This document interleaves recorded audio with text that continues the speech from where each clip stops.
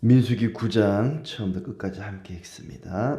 애굽 땅에서 나온 다음 해 첫째 달에 여호와께서 시내 광야에서 모세에게 말씀하여 이르시되 이스라엘 자손에게 유월절을 그 정한 기일에 지키게 하라. 그 정한 기일 곧 이달 14째 날 해질 때에 너희는 그것을 지키되 그 모든 율례와 그 모든 규례대로 지킬지니라. 모세가 이스라엘 자손에게 명령하여 유월절을 지키라 하매 그들이 첫째 달 14째 날 해질 때에 시내 광야에서 유월절을 지켰으되 이스라엘 자손이 여호와께서 모세에게 명령하신 것을 다 따라 행하였더라. 그때 사람의 시체로 말미암아 부정하게 되어서 유월절을 지킬 수 없는 사람들이 있었는데 그들이 그 날에 모세와 아론 앞에 이르러 그에게 이르되 우리가 사람의 시체로 말미암아 부정하게 되었거니와 우리를 금지하여 이스라엘 자손과 함께 정한 기일에 여호와께 헌물을 드리지 못하게 하심은 어찌함이니까. 모세가 그들에게 이르되 기다리라. 여호와께서 너희에게 대하여 어떻게 명령하시는지 내가 들으리라.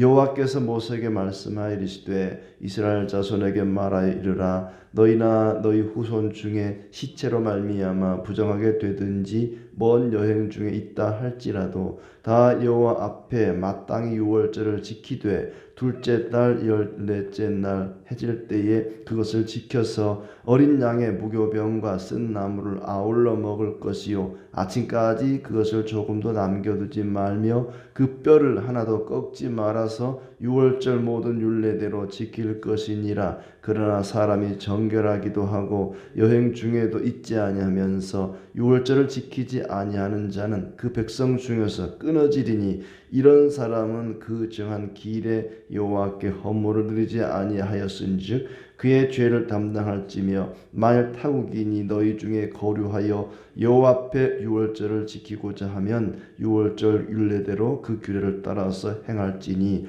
거류민에게나 본토인에게나 그 율례는 동일할 것이니라. 성막을 세운 날에 구름이 성막 곧 증거의 성막을 덮었고 저녁이 되면 성막 위에 불 모양 같은 것이 나타나서 아침까지 이르렀으되 항상 그러하여 낮에는 구름이 그것을 덮었고 밤이면 불 모양이 있었는데 구름이 성막에서 떠오르는 때에는 이스라엘 자손이 곧 행진하였고 구름이 머무는 곳에 이스라엘 자손이 진을 쳤으니 이스라엘 자손이 여호와의 명령을 따라 행진하였고 여호와의 명령을 따라 진을 쳤으며 구름이 성막 위에 머무는 동안에는 그들이 진영에 머물렀고 구름이 성막 위에 머무는 날이 오래할 때에는 이스라엘 자손이 여호와의 명령을 지켜 행진하지 아니하였으며 혹시 구름이 성막 위에 머무는 날이 적을 때에도 그들이 다만 여호와의 명령을 따라 진영에 머물고 여호와의 명령을 따라 행진하였으며 혹시 구름이 저녁부터 아침까지 있다가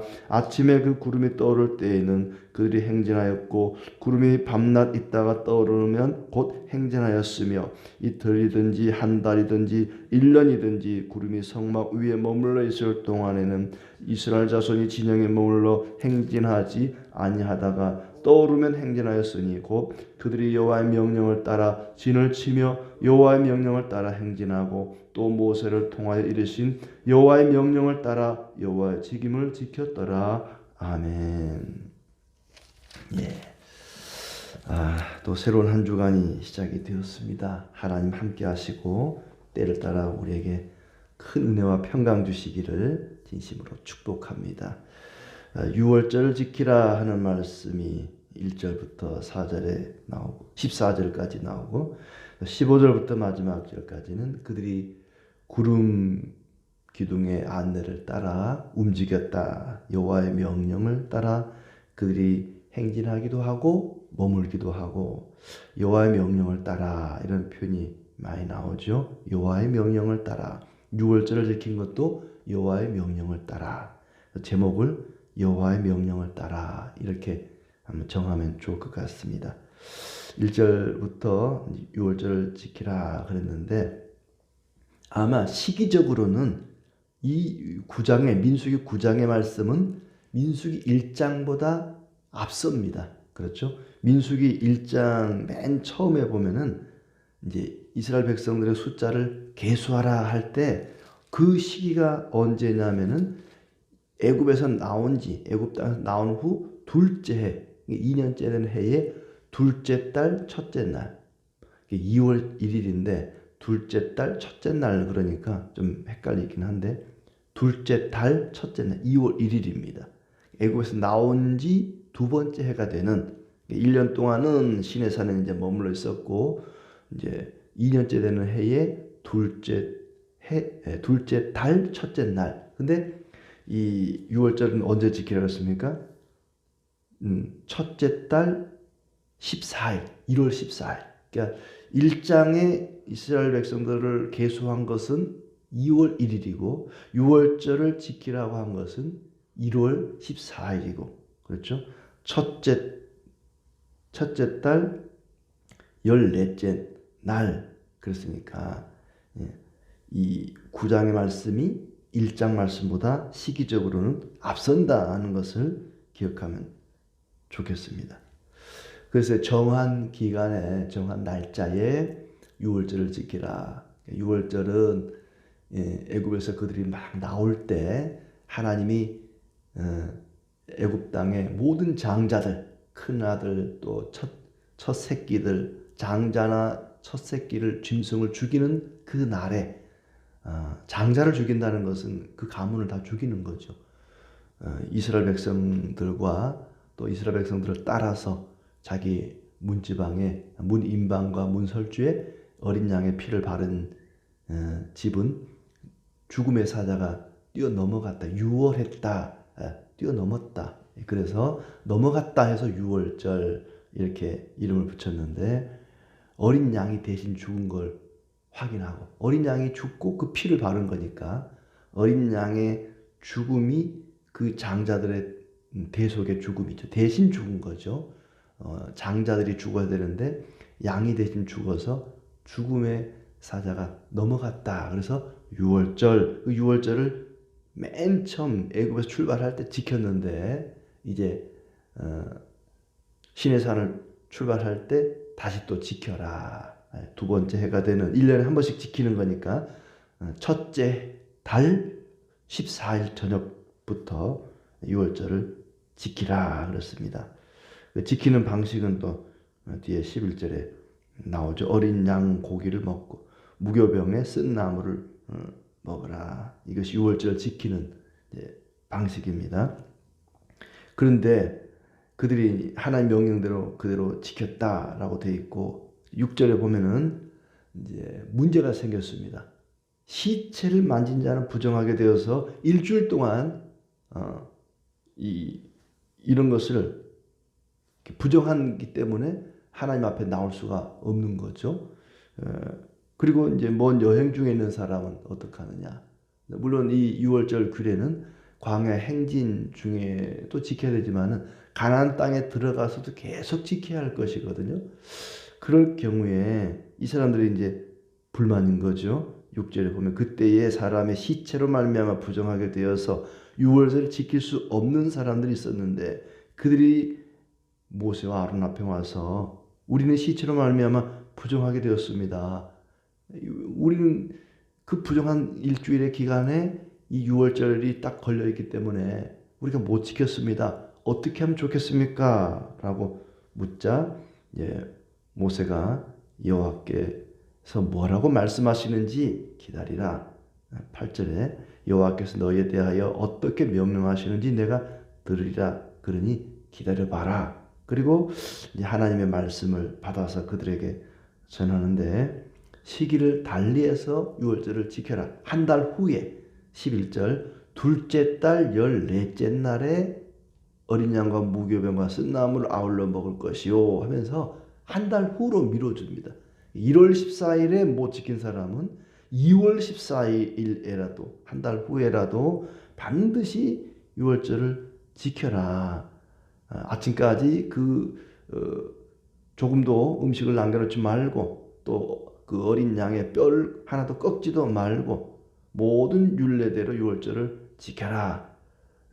또 사람이 정결하기도 하고 여행 중에도 있지 아니하면 유월절을 지키지 아니하는 자는 그 백성 중에서 끊어질 것이다. 그럼 그때도 못 지키면 어떡해요? 그건 잘 모르겠어요. 예, 계속해서 지키라고 했는지. 아무튼 어떤 방식으로든지 유월절은 꼭 지켜야 한다 하는 것과, 그리고 부정하게 되지도 않았고 시체를 만지지도 않았고 여행 중에 있지도 않으면서 유월절을 지키지 않은 사람은 그 백성 중에서 끊어질 것이다. 이스라엘이라고 하는 울타리 안에서 쫓겨난다는 것입니다. 엄청나게 무서운 형벌입니다. 이게 이스라엘 백성 중에서 끊어진다는 말은 그 백성 중에서 끊어지리니 이런 사람은 그 정한 기일에 여호와께 헌물을 드리지 아니하였은즉 그의 죄를 담당할지며, 자기의 죄를 자기가 담당해야 되기 때문에 이스라엘 백성 중에서 끊어지는 엄청난 형벌을 받게 될 것이다. 그러니까 어쩔 수 없이 시체를 만졌거나 피치 못할 사정으로 멀리 떠나 있을 경우에는 뭐 한 달 연기해서 지킬 수 있겠지만, 그렇지 않는 경우는 어떤 일이 있어도 반드시 유월절을 지켜야 되고, 또 그때 못 지키면 한 달 후에라도 지켜야 된다. 근데 이 명령을 지금도 그대로 받아들여서 뭐 하나님의 교회나 이런 데서는 지금도 이 유월절을 지키라. 여기 봐라, 유월절 지키라고 그러지 않았느냐. 그 양도 먹고 뭐 피도 뿌리고. 지금도 유월절을 지키는 것은 약간 시대착오적인 생각입니다. 뒤에 보겠지만은 그런 의미는 아닌 것이죠. 자, 거류민이나 본토인이나 누구든지 이스라엘 혈통을 가진 아브라함의 후손만 아니라 묻어나온 따라 나온 잡족들이라고 하는 뭐 애굽인이든지 이방이든지 누구든지 이스라엘과 함께 지금 움직이는 이 사람들은 유월절을 지켜라 얘기합니다. 그다음 15절부터 23절까지는 그들이 움직일 때에 구름의 이동에 따라서 움직였다. 단순히 하늘에 떠 있는 우리가 보는 이런 구름이 아니고 하나님의 특별한 기적으로 떠올라서 움직이는 그런 구름이죠. 그냥 지금도 우리가 하늘을 보면서 오늘은 남쪽으로 가야 되나 동쪽으로 가야 되나 구름 보고 움직이라는 건 아니고, 그때는 일반적인 구름과는 다른 특별한 구름으로 하나님이 그들을 인도하셨습니다. 15절에 성막을 세운 날에 구름이 성막 곧 증거의 성막을 덮었고 저녁이 되면 성막에 불 모양 같은 것이 나타나서 아침까지 이르되 밤에는 불기둥으로 낮에는 구름 기둥으로 그들을 인도하셨습니다. 근데 17절 구름이 성막에서 떠오르는 때에는 이스라엘 자손들이 행진하였고 구름이 머무는 곳에 이스라엘 자손이 진을 쳤다. 떠오르면 따라가고 멈추면 그곳에 진을 쳐서 머물고, 그 머무는 기간이 때로는 한 달, 석 달, 1년, 길기도 하고 짧기도 하고 여호와의 명령을 따라 행진하기도 하고 머물기도 하고, 구름의 이동이 구름의 움직임이 하나님의 인도하심이었던 것이죠. 하나님이 그들을 인도하시는데 구름이라고 하는 특별한 모양을 통해서 그들을 인도했던 것입니다. 그래서 짧게 잠깐 몇 시간 머무는 경우도 있고 길게 1년 몇 달 이렇게 머무는 경우도 있고, 언제라도 구름이 떠올라 움직이면 그들이 따라서 행진하고 구름이 머물고 멈추면 그들이 그곳에서 또 진을 치게 되고, 이렇게 하나님의 인도하심을 따라갔다. 하나님께서 왜 유월절을 지키라 그랬는가? 그리고 우리는 왜 그 유월절을 지금은 안 지키는가? 유월절을 지키라고 하는 것은 유월절 자체가 하나님의 구원의 은혜를 기억하는 것이죠. 쓴 나무를 먹는 것은 그들이 애굽에서 아주 쓰디쓴 고난의 시간을 보냈다는 것을 기억하고, 또 유월절 양을 먹는 것은 그 어린 양의 죽음으로 자기들이 살아서 나오게 되었다는 것을, 하나님의 그 구원의 은혜를 기억하는 것이 유월절입니다. 유월절을 지키라고 하는 것은 하나님의 은혜를 기억하고 기념하라는 것이죠. 그러니까 하나님의 은혜를 기억하고 기념하는 것이 중요하지, 유월절이라고 하는 절기 자체를 지키는 것이 중요한 것은 아닙니다. 근데 그때는 이제 그런 절기를 1년에 한 번씩 지킴으로써 하나님의 은혜를 기억하고 하나님의 은혜를 기념하게 되었던 것입니다. 그래서 하나님의 은혜를 기억하지 않는 자는 이스라엘에서 이 백성 가운데서 끊어질 것이다. 더 이상 이스라엘 백성이라고 부를 수가 없다.